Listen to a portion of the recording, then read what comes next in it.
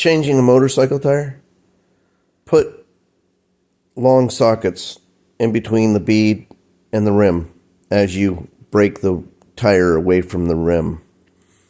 By the time you get halfway around and 3 sockets, 2/3 of the way around with 4 sockets, you won't even, you could pull the tire over the rim with a butter knife.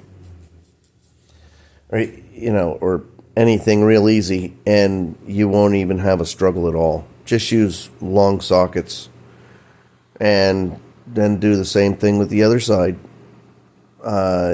You got to get the bead away from the rim,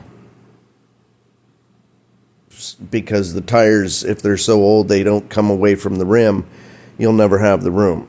So you put the sockets in there, and then you'll be able to